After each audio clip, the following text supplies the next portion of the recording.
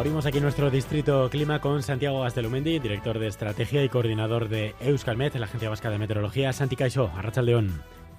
Muy buenas, ¿qué tal andáis? Bueno, y queremos hablar del último fenómeno meteorológico, digamos, que ha sido noticia aquí en nuestro país, que es el viento. Este fin de semana llegamos a estar en alerta naranja y se registraron rachas muy importantes.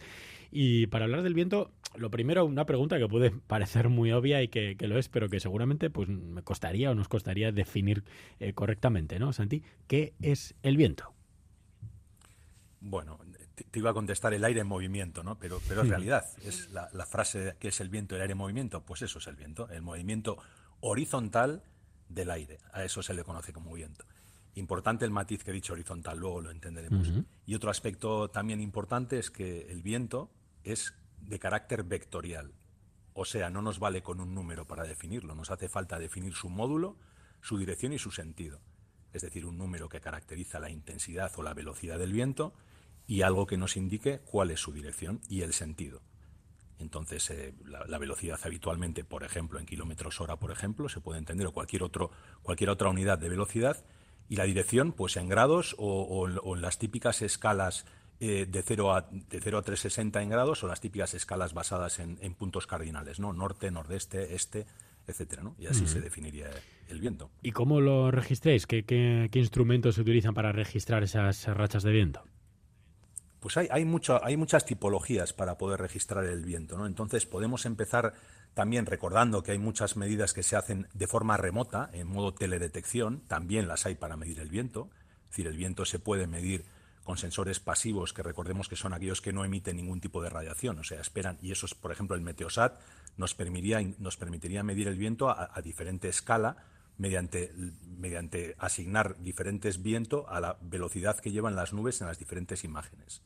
Otra posibilidad que tenemos en Euskadi, por ejemplo, el perfilador, el radar de aire limpio de Punta Galea. Eso es un sistema que nos permite medir el viento en altura, un perfil de viento. Eso emite ondas electromagnéticas en UHF, es uno de los pocos perfiladores que hay, de hecho es el único que hay en la península ibérica, y eso nos permite medir perfiles de viento. El famoso radar de Capilue, que nos vale para precipitaciones, recordemos también que alguna vez hemos comentado que es un radar Doppler, también nos permite medir el viento en altura. Pero lo que más podemos estar habituados para registrar el viento es lo que denominamos medidas in situ, que son sensores que están en la red de estaciones automáticas. Ahí podemos encontrar para medir el viento, por ejemplo, veletas que realmente tienen un relé que nos permiten establecer a qué grados está girada la veleta, y también tenemos algún sistema de hélices o de cazoletas que, en función del número de giros que hace ese sistema de hélices o de cazoletas empujado por el viento, nos permite determinar la velocidad.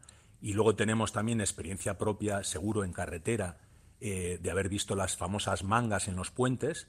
Bueno, pues es un sistema un poco rústico, no cuantitativo, pero sí cualitativo, que nos indica en la medida en que va en una dirección determinada la manga, esta típica que va roja y blanca, en la medida en la que esté muy inflada o poco inflada nos indica el módulo, y en la medida en la que se incline para un sitio u otro, la dirección, ¿no?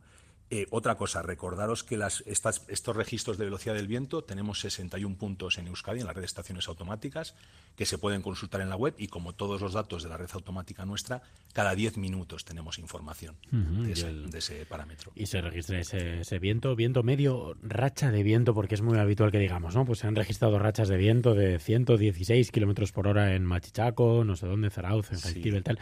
¿Qué diferencias hay entre racha y lo que es el viento medio? Sí, pues básicamente es entender que el viento medio, como su propio nombre indica, medio, es una estadística. Entonces, una estadística significa básicamente que es el promedio durante un determinado número de tomas, ¿no?, que tiene ese sensor. Por ejemplo, en nuestro caso comentábamos, son medidas que transmitimos cada 10 minutos. Pero en realidad el sensor está registrando el número de giros de esa hélice, está registrándolo, imaginémonos, cada 2 segundos. Pues esa sería una medida instantánea de la velocidad del viento. Esa medida instantánea es lo que llamamos racha o velocidad máxima. Y la velocidad media sería el promedio de esos datos dos minutarios sobre el periodo de 10 minutos. Entonces, el viento medio es durante un determinado intervalo de tiempo, en nuestro caso 10 minutos, y la racha o racha máxima es el valor, como si dijéramos, instantáneo. Entonces, lógicamente, las rachas siempre van a ser superiores al viento medio.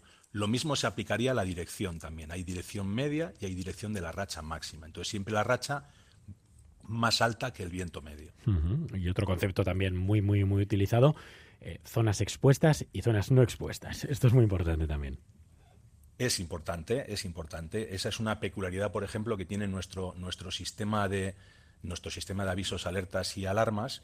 Está basado, en este caso, bueno, cuando hablamos del parámetro viento, en la definición de dos tipos de zonas en Euskadi, que serían lo que comentabas, zonas expuestas y no expuestas.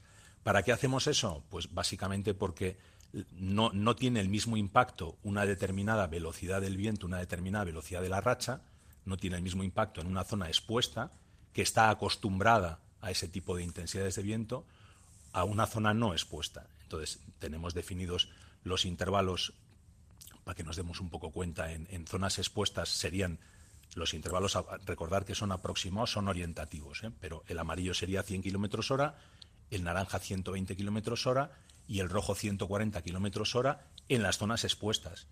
Pero si vamos a zonas no expuestas, zonas expuestas pueden ser acantilados, zonas de montaña, etcétera. Y si vamos a zonas no expuestas, en general zonas habitadas, fondos de valle, etcétera, pues ahí tenemos que bajar el umbral. Y el umbral amarillo estaría a partir de los 80, el naranja a partir de 100 kilómetros hora y el rojo de 120. Os insisto, de racha de viento, que es realmente lo que genera impacto, no de viento medio.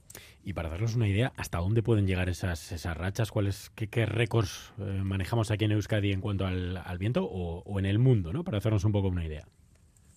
Sí, bueno, aquí es importante, si hablamos de fenómenos, por ejemplo, como tornados, podemos hablar de registros por encima de 450 kilómetros hora, o sea, una verdadera brutalidad. Sí, sí. De hecho, el récord está en 484 kilómetros hora. Eso se registró el 3 de mayo del 99 en Estados Unidos.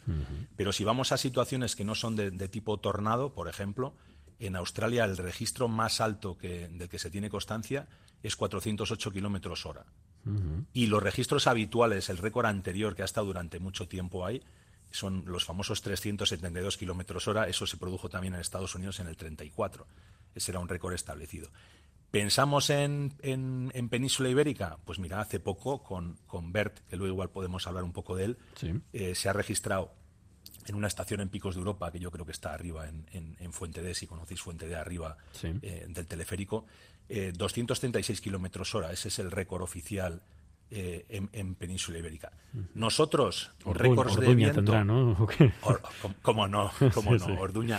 Orduña tiene. Recordemos que es Orduña arriba monte, no confundir con Orduña abajo valle y pueblo. Claro. Entonces, en Orduña, como bien sospechabas, tenemos el récord, sí, absoluto en Euskadi, que es 228 kilómetros hora, que no está mal.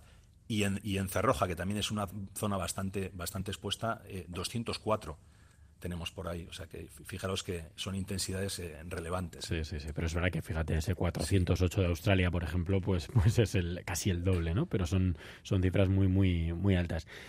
Algunas características, Santi, de episodios extremos de viento. ¿Cómo se llaman? ¿Qué son? No sé, ¿cuáles son las más importantes?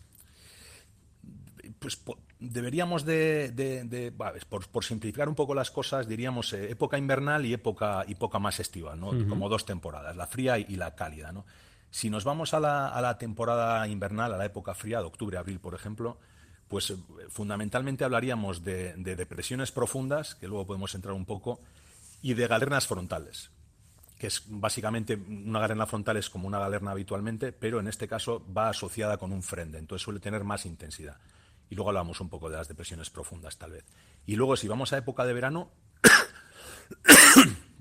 tenemos la típica galerna estival, que tampoco suele tener, no suele darnos grandes problemas. Normalmente solemos meter avisos amarillos, no suele tener más intensidad. Y sí las tormentas severas. Recordar que en época de verano, si tenemos mucho desarrollo vertical, habitualmente esas tormentas convectivas van a ir acompañadas de granizo, van a ir acompañadas de aparato eléctrico y habitualmente van acompañadas de rachas de viento superiores a 120 kilómetros hora.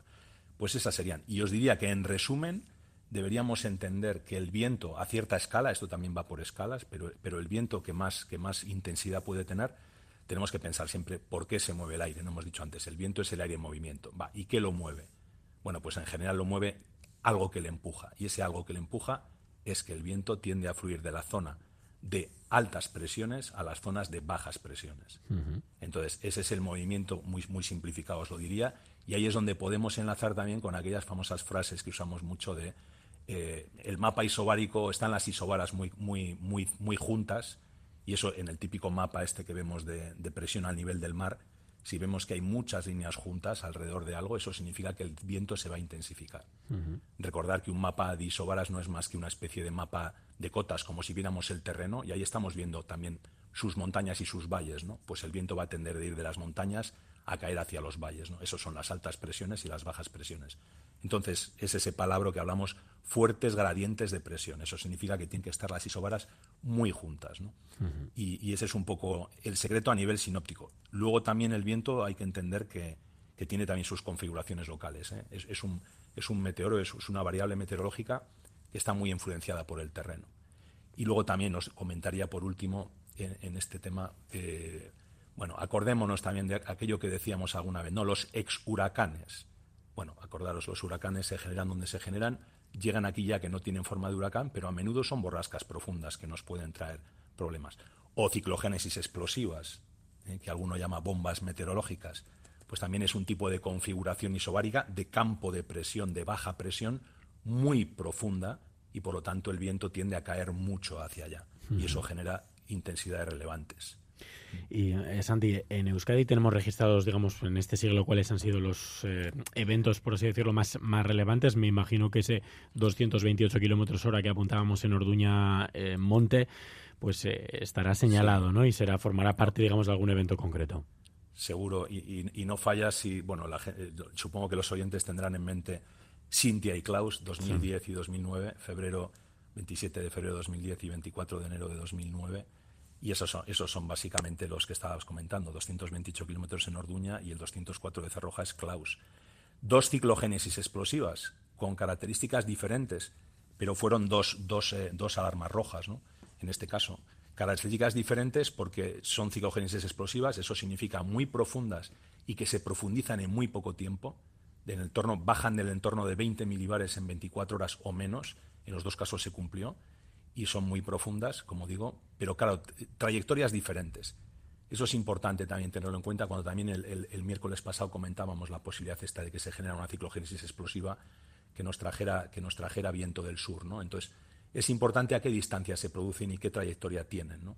Y en el caso de Klaus fue paralelo a la cornisa cantábrica, y en el caso de Cintia, sin embargo, nos cruzó la península a la altura de Galicia. Entonces, eso configura un poco. Si nos deja sures, recordemos también en las bajas, el sentido es antihorario del viento, entonces eso nos acaba configurando si tenemos más efecto de viento sur o más efecto de oestes, y eso es importante con nuestra orografía, porque a veces se intensifica más, a veces no, se intensifica más en unos puntos el sur y en otros en el oeste, ¿no? Entonces son matices importantes. Recordemos también que el Klaus vino también con estado de la mar de récord. En el Klaus registramos 13 metros de altura significante en la boya de Donosti. Eso es un récord importante también. Muchos daños en los dos eventos, ¿eh? O sea, tuvimos rojo y por algo era. Bueno, pues ahí quedan esos eventos que esperemos tarden muchos años en volver a repetirse. Sí. De momento vamos a lo más inmediato, como siempre, Santi, para ir cerrando con la previsión, el pronóstico para los próximos días, hasta donde puedas leer. Bueno, pues a ver, la semana a partir de ahora no tiene demasiado misterio porque es un poco lo que estamos viviendo, ¿no? Entonces, bueno, ya vemos que estamos en situación anticiclónica, ya se veía después del paso frontal del lunes, ¿no?, que cambiaba la situación, pues así ha sido, entonces estamos en situación anticiclónica, ya oímos anticiclón, altas presiones, por lo tanto, estabilidad, aire seco y estable, ¿verdad? Poco movimiento vertical, pocas posibilidades de que nos entre precipitación. Entonces, bueno, tenemos nubes medias y altas en algunos momentos, pero también vamos a tener sol, como estamos comprobando. Predominio de vientos del sur, nada relevantes en principio, en algún momento algún intervalo moderado, pero nada relevante. Temperaturas por encima de lo normal, tampoco hay mucha novedad aquí, ¿verdad? Muchas semanas hablamos de temperaturas por encima de lo normal. 15-20 grados o incluso más de 20 grados en vertiente cantábrica a partir del jueves. Otra característica del tiempo anticiclónico es también que puede haber heladas puntuales alguna madrugada en puntos de Álava, tampoco muy relevantes. Y otra característica también del tiempo anticiclónico, particularmente en el interior, en Llanada y en Valle del Ebro, son las nieblas matinales, ¿no? Pues esa es un poco para esta semana. Semana que viene, pues semana que viene estamos en esa parte en la que hay dos escenarios, ¿no? Ninguno es desastroso.